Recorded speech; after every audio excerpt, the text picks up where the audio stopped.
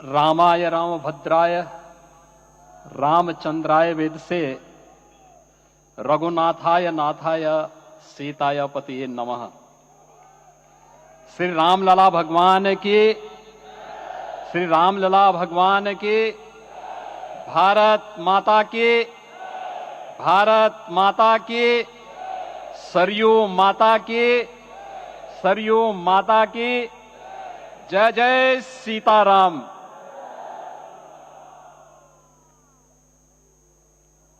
रामोत्सव के आज के इस कार्यक्रम के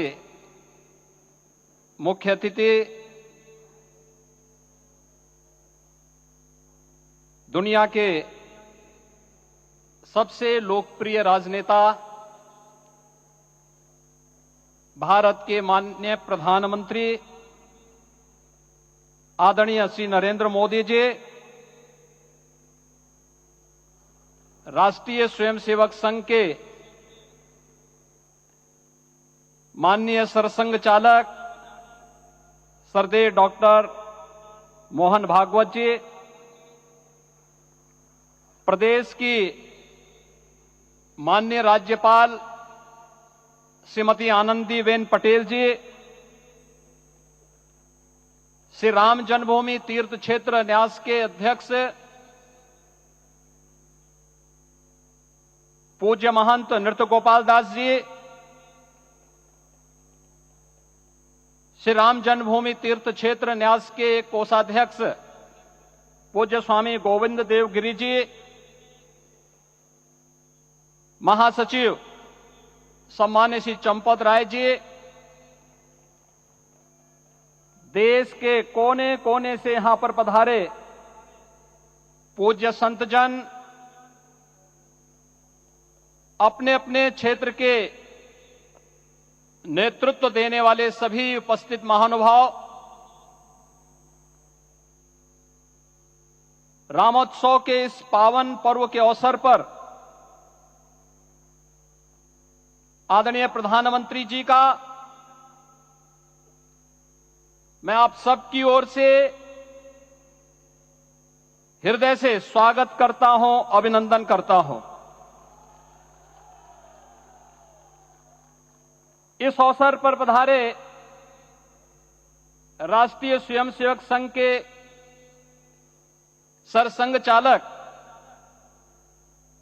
आदरणीय डॉक्टर मोहन भागवत जी का,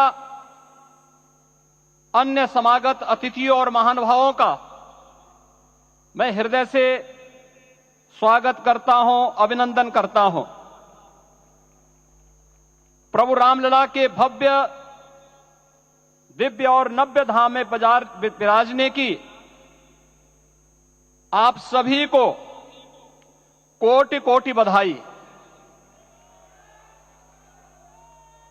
500 वर्षों के लंबे अंतराल के उपरांत आज के इस चिर प्रतीक्षित मौके पर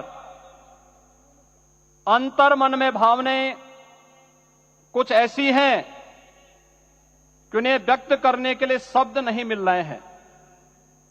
मन भावुक है, भाव विभोर है, भाव विह्वल है।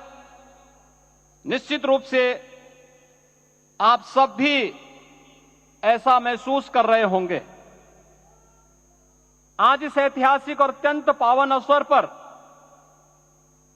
भारत का हर नगर, हर ग्राम अयोध्या धाम है। हर मार्ग श्री राम जन्मभूमि की ओर आ रहा है। हर मन में राम नाम है, हर आंख हर्ष और संतोष के आंसू से भीगा है। हर जीवा राम राम जप रही है, रोम रोम में राम रमे हैं, पूरा राष्ट्र राममय है। ऐसा लगता है हम त्रेता युग में आ गए हैं। आज रघुनंदन राघव रामलला हमारे हृदय के भावों से भरे संकल्प स्वरूप सिंहासन पर विराज रहे हैं। आज हर राम भक्त के हृदय में प्रसन्नता है, गर्व है और संतोष के भाव हैं। आखिर भारत को इसी दिन की तो प्रतीक्षा थी। भाव विभोर कर देने वाली इस दिन की प्रतीक्षा में लगभग 5 शताब्दी व्यतीत हो गई। दर्जनों पीढ़ियां अधूरी कामना लिए इस धराधाम से साकेत धाम में लीन हो गई, किंतु प्रतीक्षा और संघर्ष का क्रम सतत जारी रहा। श्री राम जन्मभूमि संभवतः विश्व में पहला ऐसा अनूठा प्रकरण होगा जिसमें किसी राष्ट्र के बहुसंख्यक समाज ने अपने ही देश में अपने आराध्य की जन्मस्थली पर मंदिर निर्माण के लिए इतने वर्षों तक और इतने स्तरों पर लड़ाई लड़ी हो। संतों, सन्यासियों, पुजारियों, नागाओं, निहंगों, बुद्धिजीवियों, राजनेताओं, जनजातियों सहित समाज के हर वर्ग ने जाति पाति, विचार दर्शन, उपासना पद्धति से ऊपर उठ करके राम काज के लिए स्वयं को उत्सर्ग किया। अंततः वह शुभ अवसर आ ही गया जब कोटि कोटि आस्थावानों के त्याग और तप को पूर्णता प्राप्त हो रही है। आज आत्मा प्रफुल्लित है इस बात से कि मंदिर वही बना है जहां बनाने का संकल्प लिया था। संकल्प और साधना की सिद्धि के लिए हमारी प्रतीक्षा की इस समाप्ति के लिए और संकल्प की पूर्णता के लिए आदरणीय प्रधानमंत्री श्री नरेंद्र मोदी जी का हृदय से आभार और अभिनंदन। माननीय प्रधानमंत्री जी, 2014 में आपके आगमन के साथ ही भारतीय जनमानस कह उठा था कि मोरे जिय भरोस दृढ़ सोई, मिलहि राम सगुन शुभ होई। अभी गर्भगृह में वैदिक विधि विधान से रामलला के बाल विग्रह के प्राण प्रतिष्ठा को हम सब साक्षी बने हैं। अलौकिक छवि है हमारे प्रभु की, बिल्कुल वैसे ही जैसे तुलसीदास जी ने कहा कि नव कंज लोचन कंज मुख कर कंज पद कंजारुणम। धन्य है वह शिल्पी जिसने हमारे मन में बसे राम की छवि को मूर्त रूप प्रदान किया है। विचारों और भावनाओं की विहलता के बीच मुझे पूज्य संतों और अपनी गुरु परंपरा का पुण्य स्मरण हो रहा है। आज उनकी आत्मा को असीम संतोष और आनंद की अनुभूति हो रही होगी। जिन परंपराओं की पीढ़ियां श्री राम जन्मभूमि मुक्ति यज्ञ में अपनी आहुति दे चुकी है, उनकी पावन स्मृतियों को मैं यहां पर कोटि कोटि नमन करता हूं। श्री राम जन्मभूमि महायज्ञ न केवल सनातन आस्था और विश्वास की परीक्षा का काल रहा, बल्कि संपूर्ण भारत को एकात्मता के सूत्र में बांधने के लिए राष्ट्र की सामूहिक चेतना जागरण के ध्येय में भी सफल सिद्ध हुआ है। सदियों के बाद भारत में हो रहे इस चिर प्रतीक्षित नवविवाह को देख अयोध्या समेत पूरा भारत का वर्तमान आनंदित हो उठा है। भाग्यवान है हमारी पीढ़ी जो इस राम काज के साक्षी बन रहे हैं, और उससे भी बड़भागी हैं वो जिन्होंने सर्वस्व इस राम काज के लिए समर्पित किया है और करते चले जा रहे हैं। जिस अयोध्या को अवनी की अमरावती और धरती का वैकुंठ कहा गया, वह सदियों तक अभिषिप्त थी, उपेक्षित रही, सुनियोजित तिरस्कार झेलती रही। अपनी ही भूमि पर सनातन आस्था पद्दलित होती रही, चोटिल होती रही, किंतु राम का जीवन हमें संयम की शिक्षा देता है और भारतीय समाज ने संयम बनाए रखा।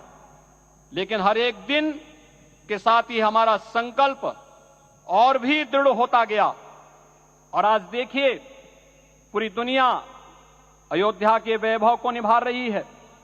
हर कोई अयोध्या आने को आतुर है। आज अयोध्या में त्रेतायुगीन वैभव उतर आया है। दिख रहा है। यह धर्मनगरी विश्व की सांस्कृतिक राजधानी के रूप में प्रतिष्ठित हो रही है। पूरा विश्व दिव्य और भव्य अयोध्या का साक्षात्कार कर रहा है। आज जिस सुनियोजित एवं तीव्र गति से अयोध्यापुरी का विकास हो रहा है, वह प्रधानमंत्री जी के दृढ़ संकल्प, इच्छा शक्ति और दूरदर्शिता के बिना संभव नहीं था।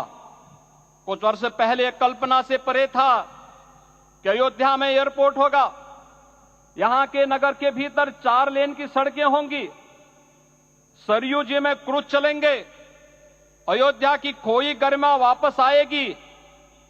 लेकिन मित्रों, डबल इंजन की सरकार के प्रयास से आज आप सबके सहयोग से यह सब साकार हुआ है। सांस्कृतिक अयोध्या, आयुष्मान अयोध्या, स्वच्छ अयोध्या, सक्षम अयोध्या, सुरम्य अयोध्या, सुगम्य अयोध्या, दिव्य अयोध्या और भव्य अयोध्या के रूप में पुनरुद्धार के लिए हजारों करोड़ रुपए वर्तमान में यहां पर भौतिक विकास के लिए लग रहे हैं। राम जी की पेड़ी, नया घाट, गुप्तार घाट, ब्रह्मकुंड, भरत कुंड, सूरज कुंड, विभिन्न कुंडों के कायाकल्प, संरक्षण, संचालन, रखरखाव के कार्य हो रहे हैं। रामायण परंपरा की कल्चरल मैपिंग कराई जा रही है। राम वनगमन पथ पर रामायण वीथिका का निर्माण हो रहा है।